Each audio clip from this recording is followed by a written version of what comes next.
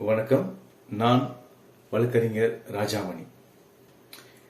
நேற்றுக்கு உள்ள வீடியோல நம்ம என்ன பார்த்தோம் அப்படின்னா, மணி லாண்டரிங் அப்படிங்கிற அஃபென்ஸ் என்ன அப்படின்னு பார்த்தோம்.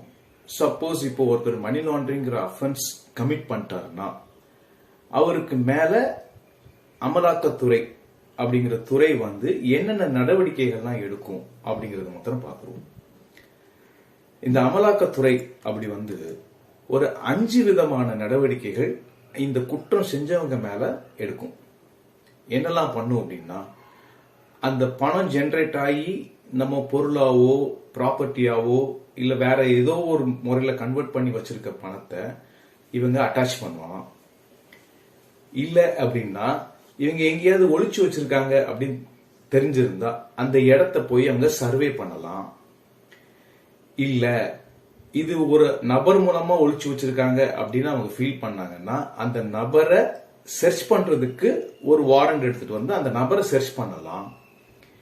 இல்ல ஏதோ இடத்துல இந்த ப்ராப்பர்ட்டி ஒளிச்சு வச்சிருக்காங்க அப்படின்னு அவங்க ஃபீல் பண்ணாங்கன்னா அந்த இடத்தை போய் சர்ச் பண்ணி அந்த ப்ராப்பர்ட்டியை சீசர் பண்ணலாம்.